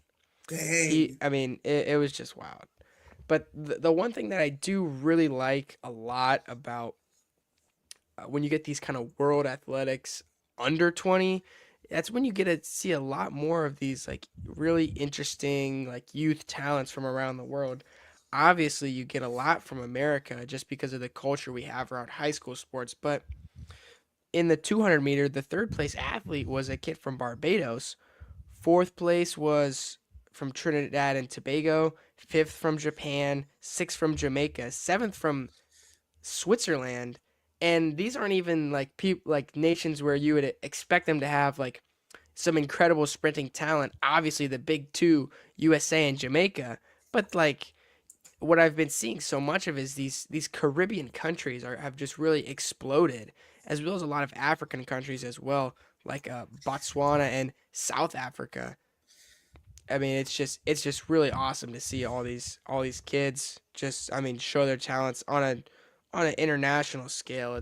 It's really neat, and if you're not a track and field fan, I think you can still appreciate the talent that's being developed, and the fact that it's all able to be shown off in Eugene, Oregon every year.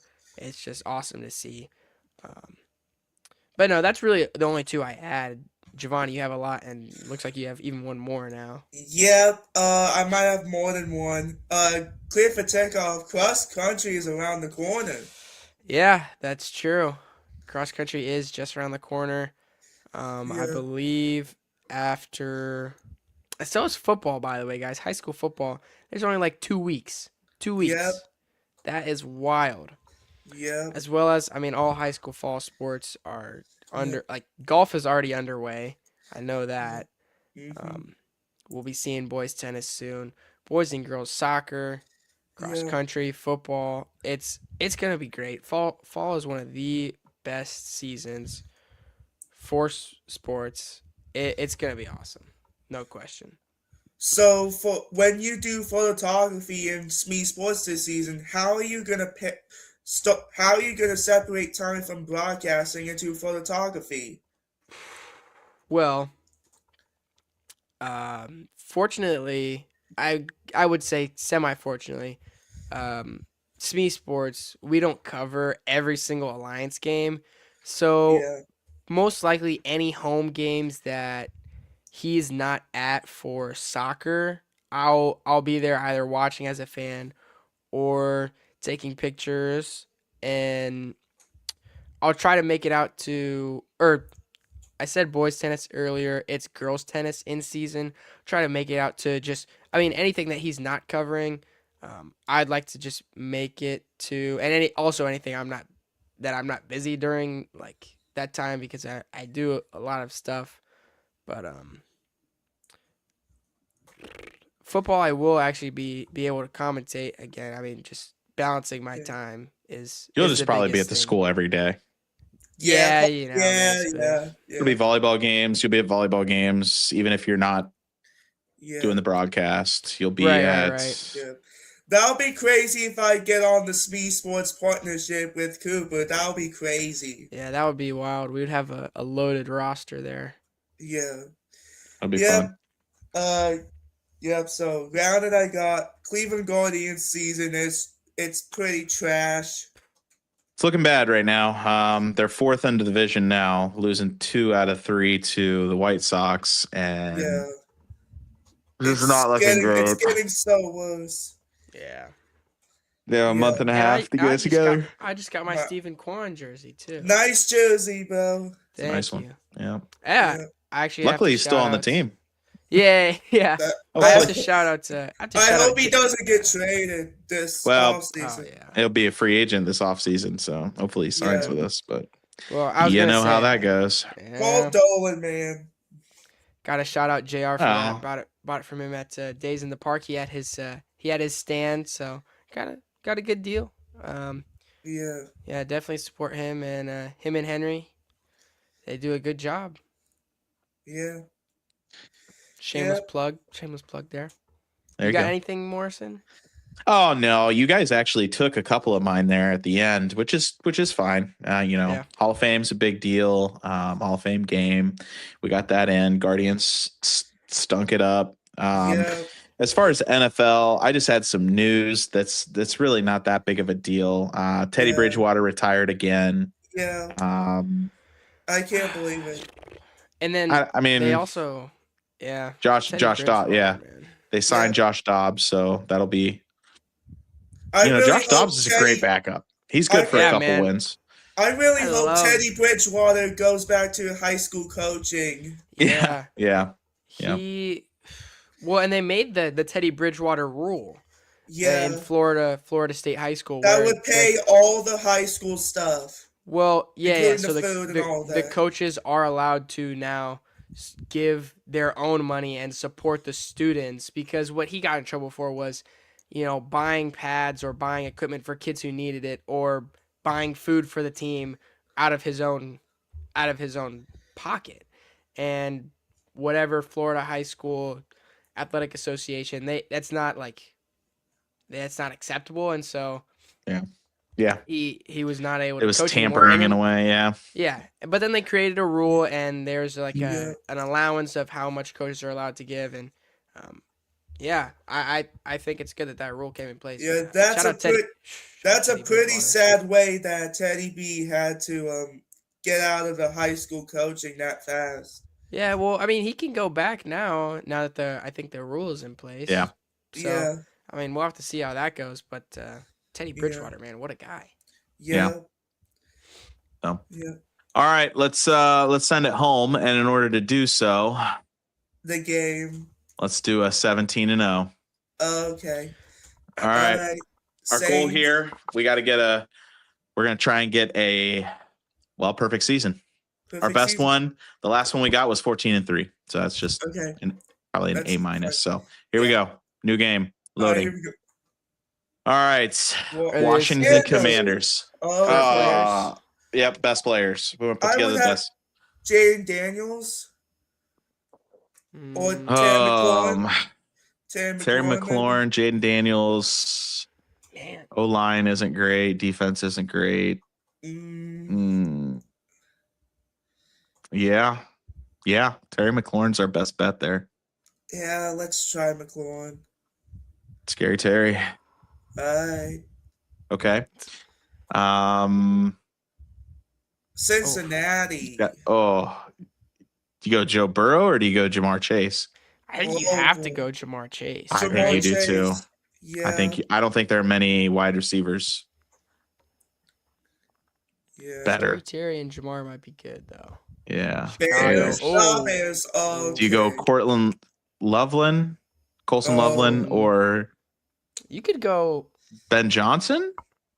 Oh. Yeah, Ben Johnson, Yep, baby. Yep, you gotta go. Yep. Benny Johnson. Yep. That's good. That's a sneaky way. Ravens. Ravens. Lamar? Lamar Jackson. You gotta go. You gotta Lamar, go Derek. Lamar. Derek. Derek. Yeah, that's Go Derek. Go Derek. Defense? That's a. Oh man. Oh my god. I mean, you have to Let's go with Lamar. Derrick Henry. Lamar it is then. Lamar. Okay. Let's go Lamar. All right. Sanford. Oh. Christian See. McCaffrey. Yeah. Although McCaffrey and Derrick Henry could have been nice. Yeah. Cowboys. Oh, there's our dude. CeeDee Lamb and Jamar Chase would have been tough. Smokes. Jake Ferguson, Javonte Williams. Their defense is Javonte terrible. Williams. that Javonte Williams could be good. Not gonna lie. I mean, Jake There Ferguson's are not better that running great. backs out there, but I don't know if we can get anything Jake better. Ferguson. What about O-line? Ooh. I don't even know what they have good O-line. I don't know. We I might don't have to. we I might don't know if have I'm to. confident. We might just have to. We'll see. We'll see. Colts. JT easy. Kelsey? Oh, Travis Kelce. I thought that was Colts for a sec. I thought it was Colts too. What the heck? Definitely Travis Kelce. Zoom in a little bit more. I don't know. Kenneth Walker is pretty good, but Yeah. there's definitely better. There's better running. We could sneak someone else out of there. Their defense? Maybe. Chiefs They got Chris defense. Jones. Defense isn't terrible. Well, This is tough. Let's go, Kelsey. let's do Kelce. To be honest, Just because of the infrequency of tight ends. Yeah. Carolina. Oh, well, Okay. we're stuck now. All right. Chuba. Are we gonna go Chuba? No, we're not. Definitely not. Definitely not Chuba. Oh, we are so stuck. We're gonna have to go Chuba, aren't we? We're gonna have to. We might be able to sacrifice. I mean, we already have Travis Kelce. We could sacrifice a tight end spot and just pray for a better running back or defense. That's not gonna get us 17-0 though. Yeah. Let's just put Chuba Hubbard. Oh no. Oh dear Lord. All right, Yeah. Chuba. Yeah. That's so bad. Not a chance. Lions. And we could have had Jahmyr Gibbs, bro. That's so bad. We can get Sam Laporta. Sam Laporta is fine. I'm not taking All right. Lions defense. Definitely not. Laporta. Dang, is. man. Whose defense do we get? Houston. Oh, okay. Houston. Hold up. There we go. All right, what do we get? And I'm gonna say Same 14-3 grade. again. Couldn't do it. All right. We have to do it again. At least it's We didn't do it okay. last week, so we do it again. All right. Okay, perfect. There's a redemption. Cowboys, okay. CeeDee Lamb. CeeDee Lamb. Gotta go easy. CD. Gotta go CeeDee. Okay. Commanders again. Commies Jeez. again. Terry McLaurin. No. No. Not Jaden. Rashad White. No. Nah. Not even. O-line. No. Not good. Chega Conquo? No. Nah. No. No. No. No. Well, we picked Scary Terry last time, but I don't know if I want to go with Jaden Daniels. I don't know if I want to go. Let's go Terry. Just Let's have do to. Terry. We have to. Okay. We don't have a choice. Miami. Oh, Dear Lord. We gotta go Devon A-Chain, right? A-Chain. Devon A-Chain. There's literally nobody else. Can't even name a player on their team right now. It's full of nobody. There we go. Mm. Bijan. Yeah. Bijan. Devon and Bijan. I was gonna say that's nasty. I was gonna Hold say up. Kyle Pitts for a second. Right? Not too bad. Not too bad right now. Cardinals. Marvin McBride. Trey Johnson. McBride. Oh Trey yeah, McBride. Trey McBride. Trey McBride. Hold up. There we go. Okay. Oh. New York Jets. Oh. Definitely not the head coach. Definitely not the quarterback. Who's their tight end? Yeah, Sadiq. Yeah, wait. Okay. I mean, Who else are we I don't going want their there? O-line, their defense, or their quarterback, so Definitely take Sadiq. Indy. O-line? Yeah. I think they have a good O-line. Yeah. Yeah, Like sure. Jonathan Taylor. If we got Yeah, well, you don't have another spot. the Colts line. Yeah, let's go O-line. Yeah, let's do it. O-line. All right, come on, QB. Sam Darnold. Do we go their defense though? Yeah, but they have. I was gonna say. And they have such a and good coach defense. McDonald is so good too. Well, Their defense is so good, Giovanni. let's It's do too good to defense. pass Let's up. do I think- defense. Yeah, Defense. defense is too good to pass up here. Defense. Carolina. Dan Canales. Yeah. Well, Canales is a Dave good Canales. Yeah. Canales is a good All guy, right, quarterback. This is terrible. Oh, Justin Herbert. Fulmer. Okay. That's not Oh, bad. that would have been one of my I grounded swear too. this is another A minus. Oh my Oh my gosh. There's All right. no way. There's no way. Wait, so That was a far better team. okay. Yeah. That was a far better team this time. Yeah. Yeah. What could we have done different? Probably took a McDonald. Kenyon Sadiq hurt us. Yeah. Yeah. And Trey McBride. Maybe. No, because if we would have taken McDonald, we would have had to take like a quarterback from Carolina. Yeah. Or no, I don't. That's dude. We were stuck. We got the Next year Dolphins. We'll lock in. We'll lock in. Yeah. All right. Uh, All right, guys. Bring us home. All right, subscribe to Ohio Sportscast so you can watch JovanniSchefter, breaking news and updates. Subscribe to Top Gun Podcast. Subscribe to Coop Dog Sports. Subscribe to Smee Sports, which I'm now in partnership with, I guess. And subscribe to famous YouTuber Tom Grassi. And subscribe to That's Good Sports. All right. It's not about being right. It's about sounding confident. Right on, brother. That's right. Hasta luego, muchachos. Also, Lego. See you later, fellas. See ya.